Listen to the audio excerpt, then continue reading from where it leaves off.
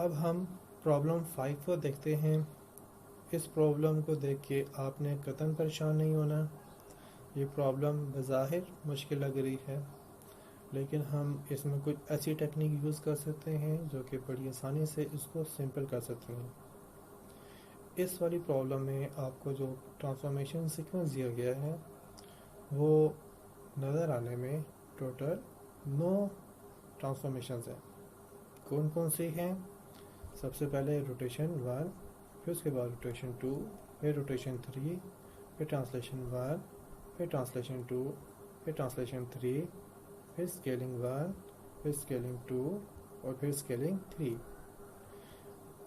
ये वो सीक्वेंस होगा जो कि हम किसी शेप के अप्लाई करके ये ख़ास किस्म की शेप आउटपुट गेट कर सकते हैं। इसमें आप ये भी देख सकते हैं कि यहाँ पे हमने एरो का इस्तेमाल नहीं किया कि R1 से एरो R2, R2 से एरो R3, बल्कि हम यहाँ पे कॉमा यूज़ कर रहे हैं। हम अपने सीक्वेंस को कॉमा सेपरेशन के साथ भी रिप्रेजेंट कर सकते हैं और बाय अंडरस्टैंडिंग हमारी लेफ़्ट से राइट साइड पे सीक्वेंस इम्प्लीमेंटेशन हो रही होगी। मतलब ये कि हम अगर किसी शेप के ऊपर एक ख़ास सीक्वेंस अप्लाई करते हैं और उसको इस तरीके से लिखते हैं तो उसका मतलब ये होगा कि किसी शेप के ऊपर पहले रोटेशन 1 अप्लाई हो रही है, उसके रिज़ल्ट के ऊपर रोटेशन 2 अप्लाई हो रहा है, उसके रिज़ल्ट पे रोटेशन 3 अप्लाई हो रहा है, फिर इसके रिज़ल्ट पे ट्रांसलेशन 1 अप्लाई हो रहा है और फिर इसके रिज़ल्ट पे ट्रांसलेशन 2 अप्लाई हो रहा है, फिर इसके रिज़ल्ट पे ट्रांसलेशन 3 अप्लाई हो रहा है, फिर इसके रिज़ल्ट पे स्केलिंग 1 अप्लाई हो रही है, फिर इसके रिज़ल्ट पे स्केलिंग 2 अप्लाई हो रही है और इसी तरीके से फिर इसके रिज़ल्ट पे स्केलिंग 3 अप्लाई हो रही है। चले आए अब देखते हैं कि हमने अगर इस सीक्वेंस को सॉल्व करना होगा तो हम कैसे सॉल्व करेंगे। जी स्टूडेंट्स, ये मेरे पास एक मैट्रिक्स रिप्रेजेंटेशन है जो कि मेरी गिवन सीक्वेंस को रिप्रेजेंट कर रही होगी। तो इसको हमने कैसे लिखा हुआ है कि मेरे पास मैट्रिक्स M है और इसके साथ में यहाँ पे सबस्क्रिप्ट की फॉर्म में R1, R2, R3, T1, T2, T3, S1, S2, S3 इसके सीक्वेंस को रिप्रेजेंट कर रहा है कि ये मैट्रिक्स किस किस्म के सीक्वेंस की ट्रांसफॉर्मेशन की वैल्यू को होल्ड करेगा। जैसे कि हम पहले भी देख चुके हैं कि हमने जो भी सीक्वेंस ऑफ ट्रांसफॉर्मेशन होता है उसको सॉल्व करने के लिए मैट्रिक्स को प्लेस करते हुए उनको रिवर्स ऑर्डर में प्लेस करता है। तो अब यहाँ पे देख सकते हैं कि हमारे पास जो सीक्वेंस है उसमें स्केलिंग 3 जो है वो सबसे लास्ट में अप्लाई हो रही है, तो उसको हमने सबसे पहले प्लेस किया। फिर उसके बाद स्केलिंग 2, तो यहाँ पे स्केलिंग 2 आ गया, फिर स्केलिंग 1, फिर ट्रांसलेशन 3, फिर ट्रांसलेशन 2, फिर ट्रांसलेशन 1, फिर रोटेशन 3, रोटेशन 2, रोटेशन 1। तो इस तरीके से हमने रिवर्स ऑर्डर के अंदर मैट्रिक्स को प्लेस कर लिया। रिवर्स ऑर्डर में मैट्रिक्स को प्लेस करने के बाद हमने इन मैट्रिक्स की जो मैट्रिक्स फॉर्म है उसको प्लेस कर लिया। तो ये इस ऊपर नोटेशन की फॉर्म में थी, नोटेशन को हमने फिर मैट्रिक्स की फॉर्म में प्लेस कर लिया। तो S3 की जगह पे S3 की मैट्रिक्स आ गई, S2 की जगह पे S2 की मैट्रिक्स आ गई, S1 की जगह पे S1 की मैट्रिक्स आ गई, T3 की जगह पे T3 की मैट्रिक्स आ गई, T2 की जगह पे T2 की मैट्रिक्स आ गई, T1 की जगह पे T1 की मैट्रिक्स आ गई, R3 की जगह पे R3 की मैट्रिक्स आ गई, R2 की जगह पे R2 की मैट्रिक्स आ गई, R1 की जगह पे R1 की मैट्रिक्स आ गई। अब इस तरीके से ये एक कंप्लीट सीक्वेंस में हमारे पास तमाम मैट्रिक्स जो है वो प्लेस हो रही हैं। अब डियर स्टूडेंट्स, यहाँ पे हम सक्सेशन की टेक्निक अप्लाई कर रहे हैं। सक्सेशन की टेक्निक में हम ये कर देखते हैं कि हमारे पास सेम ट्रांसफॉर्मेशन अगर कंसेक्टिवली आ रही हैं तो हम उसको उसकी सक्सेसिव मैट्रिक्स से रिप्लेस कर सकते हैं। ज़रा यहाँ पे देखें, यहाँ पे मैंने एक सक्सेसिव स्केलिंग की मैट्रिक्स को यूज़ किया है और इसमें हमारे पास रिप्रेजेंटेशन ये है कि हमारे पास scaling factor SX1, SX2, SX3 को हमने प्रोडक्ट की फॉर्म में लिख लिया। इसी तरीके से ये मेरे पास सक्सेसिव ट्रांसलेशन की फॉर्मेशन है, इसके अंदर हमारे पास जो ट्रांसलेशन के फैक्टर्स हैं, for example tx1, tx2, tx3, इसको हमने यहाँ पे समेशन के फॉर्म में लिख लिया। इसी तरीके से हमारे पास ये सक्सेसिव रोटेशन की मैट्रिक्स है, तो इसमें हमने जो फैक्टर हैं cos θ1, cos θ2, cos θ3, उसको इस तरीके से समेशन के फॉर्म में लिख लिया। ये सक्सेसिव मैट्रिक्स को हम कैसे प्लेस कर सकते हैं, ज़रा वापस आते हैं और मैट्रिसेस को देखते हैं।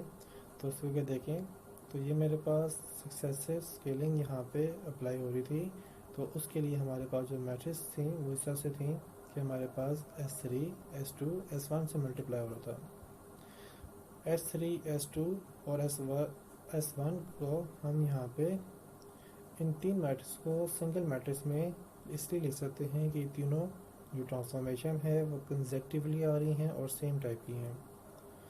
सेम टाइप की होने के साथ कंसेक्टिवली आने के लिए के लिहाज से हमने देखा था कि अगर आप सेम टाइप की जब ट्रांसफॉर्मेशन करते हैं तो उसके लिहाज से हमने सक्सेसिव ट्रांसफॉर्मेशन देखी थी, जिनमें हमारे पास सक्सेसिव स्केलिंग थी, सक्सेसिव ट्रांसलेशन थी, सक्सेसिव रोटेशन थी। तो हम उसकी वैल्यूज़ को यहाँ पे पुट कर सकते हैं, इनको सब्स्टिट्यूट कर सकते हैं। तो हमने S3, S2 और S1 के लिहाज से उसकी सक्सेसिव स्केलिंग वाली मैट्रिक्स को प्लेस कर लिया।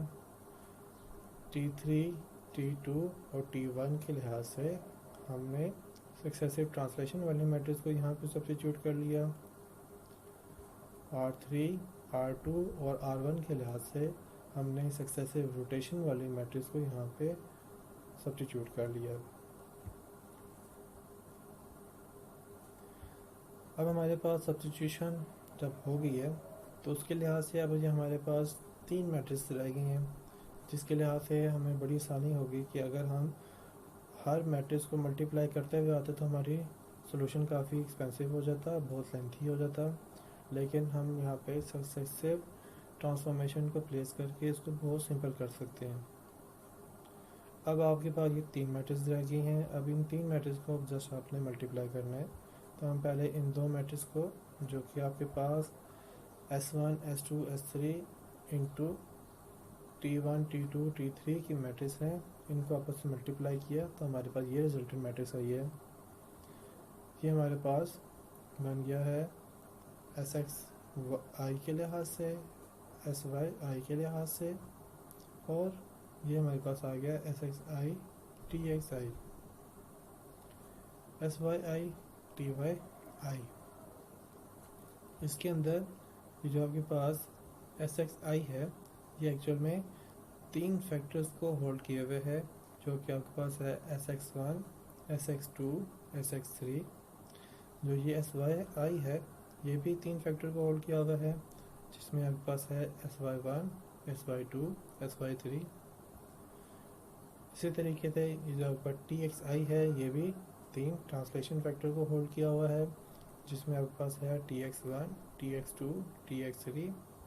और ये जो TYi है ये भी तीन ट्रांसलेशन फैक्टर y को होल्ड किया हुआ है, जैसे कि आपके पास होगा TY1 plus TY2 plus TY3। ये जो मैट्रिक्स आ गई है इसको हम अब रोटेशन मैट्रिक्स से मल्टीप्लाई कर देंगे, जो कि हमारे पास रोटेशन 1, 2 और 3 का कॉम्बिनेशन है। जब आप इसको मल्टीप्लाई कर लेंगे तो आपका रिजल्टेंट ये मैट्रिक्स आ जाएगी। इस मैट्रिक्स के अंदर क्या वैल्यूज़ हैं, इसके अंदर हमारे पास वैल्यूज़ हैं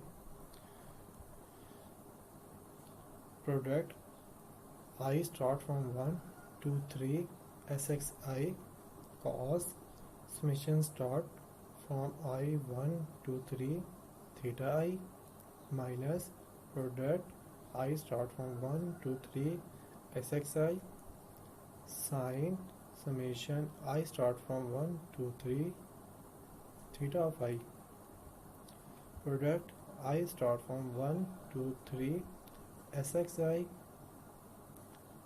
summation I start from 1 to 3 TXI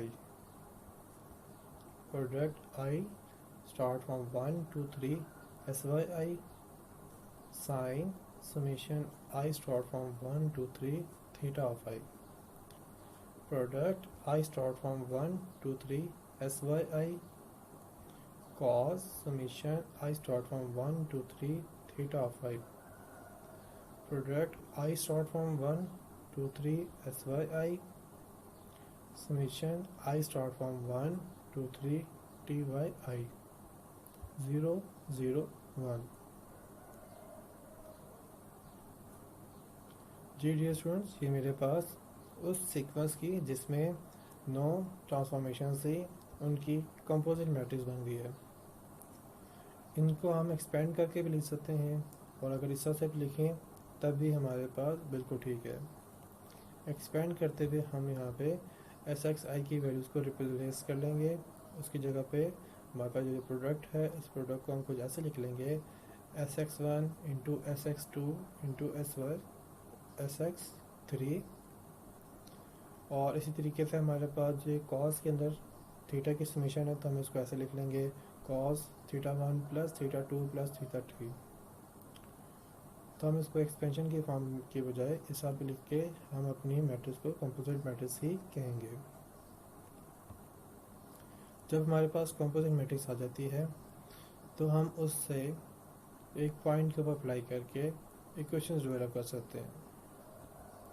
तो आए और अब देखते हैं हम यहाँ पे कि हम इक्वेशंस को कैसे डेवलप करेंगे। इक्वेशंस को डेवलप करने के लिए हमने इस कंपोजिट मैट्रिक्स को पॉइंट मैट्रिक्स से मल्टीप्लाई किया। जब हम इसको मल्टीप्लाई कर रहे हैं तो मल्टीप्लाई करने के लिए जो हमारे पास ये मैट्रिक्स की नोटेशन है इसको हमने रिप्लेस कर लिया मैट्रिक्स से। जो पॉइंट की आपके पास नोटेशन है उसको हमने पॉइंट की मैट्रिक्स से रिप्लेस कर लिया। फिर हमने इसमें इन दोनों मैट्रिक्स को मल्टीप्लाई किया। मल्टीप्लाई करने से मेरे पास 3 क्रॉस 1 की मैट्रिक्स बन गई है। इसमें पहला एलिमेंट x को रिप्रेजेंट कर रहा है, दूसरा y को रिप्रेजेंट कर रहा है। तो हमने x की और y की इक्वेशन गेट करने के लिए ये एक्सप्रेशन लिख ली जिसमें x डैश आपके पास इक्वल होगा x into product I start from 1 to 3 SXI cos summation I start from 1 to 3 theta I minus y into product I start from 1 to 3 SXI into sin summation I start from 1 to 3 theta I plus product I start from 1 to 3 SXI summation I start from 1 to 3 TXI। ये मेरे पास equation बन गई है resultant point की x component के लिए। इसी तरीके से रिजल्टेंट पॉइंट के y कंपोनेंट के लिए मेरे पास इक्वेशन ये बन रही है y dash equals to x into product I start from 1 to 3 SYI sin summation I start from 1 to 3 theta I plus y into product I start from 1 to 3 SYI cos summation I start from 1 to 3 theta I plus product I start from 1 to 3 SYI summation I start from 1 to 3 TYI। जी dear students, हमने problem 5 के अंदर देखा कि हम किस तरीके से एक large sequence of composition of matrix के लिए हम यहाँ पे ये करते हैं कि फाइंड आउट करते हैं क्या उनमें कोई ऐसी सीक्वेंस भी मौजूद है जो कि सेम ट्रांसफॉर्मेशन जो है वो कंसेक्टिवली आ रही हैं। अगर उसमें सेम ट्रांसफॉर्मेशन कंसेक्टिवली आ रही हैं तो फिर हम उसको सक्सेसिव ट्रांसफॉर्मेशन से रिप्लेस कर सकते हैं। जैसे कि हमने अपनी गिवन एग्जांपल में देखा था कि हमारे पास